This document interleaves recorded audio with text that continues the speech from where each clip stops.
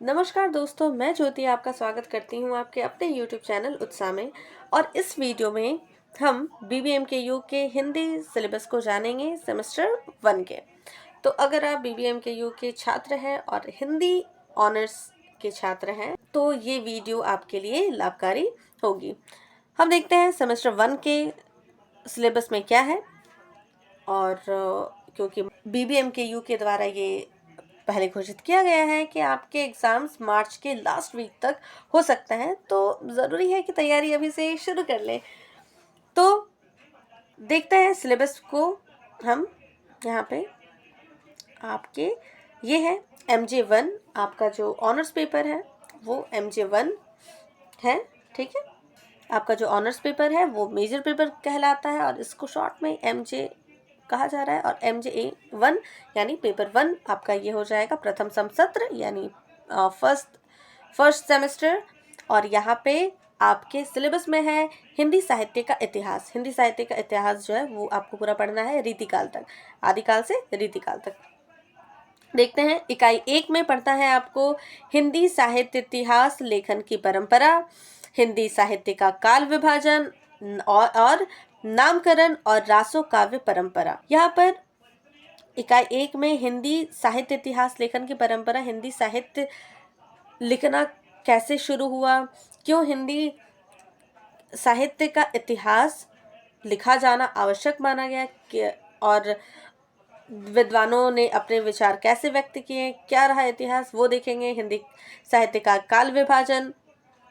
काल विभाजन जैसे हम देखते हैं ना, आदिकाल, भक्तिकाल, रीतिकाल, आधुनिक काल, इन सभी चीज़ों को आप देखोगे।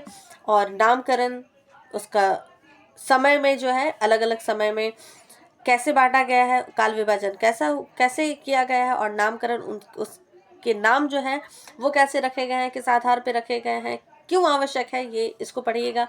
फिर रासो काव्य के बारे में आप जानिएगा। फिर इकाई 2 की अगर बात करें तो इसमें है आपका जो पहला काल है हिंदी साहित्य इतिहास में, आदिकालीन साहित्य की राजनीतिक, सामाजिक, सांस्कृतिक एवं साहित्यिक पृष्ठभूमि को आप देखोगे। फिर आदिकालीन काव्य की प्रमुख प्रवृत्तियां, सिद्ध, नाथ एवं जैन साहित्य का परिचय। सिद्ध काव्य क्या है, सिद्ध साहित्य क्या है, नाथ साहित्य क्या है और जैन साहित्य क्या है, इन तीनों के बारे में आप अच्छे से पढ़ोगे। और आदिकाल के विषय में आप पूर्ण रूप से जानोगे कि आदिकाल है क्या, इसकी परिस्थितियां क्या है, इसके गुण क्या है, प्रवृत्तियां क्या है, इन सभी चीज़ों को देखोगे।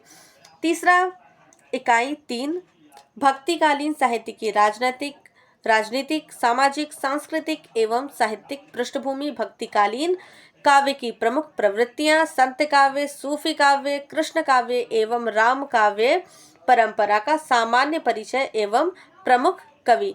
फिर आप यहाँ पे देखोगे कि आप भक्ति काल किसे कहा जाता है, उसकी परिस्थितियां क्या क्या है, इसकी पृष्ठभूमि, भक्ति काल का जन्म कैसे हुआ और पृष्ठभूमि क्या रही, इसकी प्रवृत्तियां कैसी, रचनाएं इस समय रची गई, इसकी भाषा क्या थी, इसमें संत काव्य, सूफी काव्य और कृष्ण काव्य किसे कहा जाता है, और इसके प्रमुख कवि कौन कौन से हैं।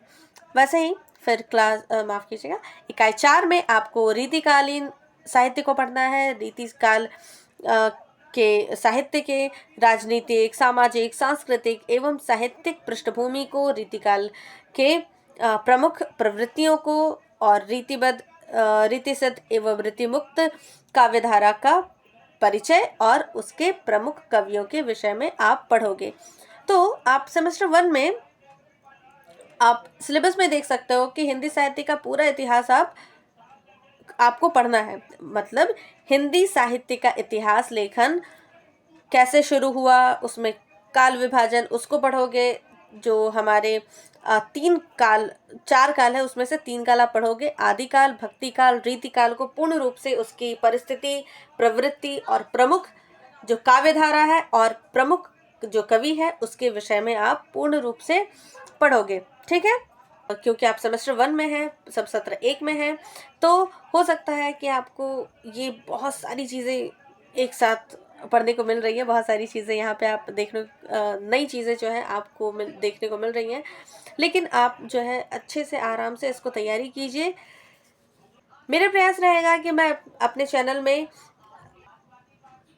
हिंदी साहित्य के स्टूडेंट्स के लिए वीडियोस ला सकूं और आपको आपके सिलेबस को कंप्लीट करने में सहायता कर सकूं, बस इस चैनल से जुड़े रहिएगा।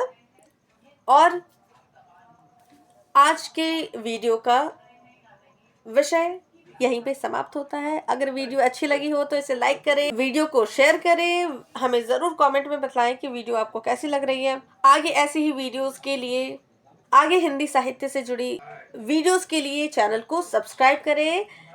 धन्यवाद। जय हिंद। पढ़ो उत्साह के साथ।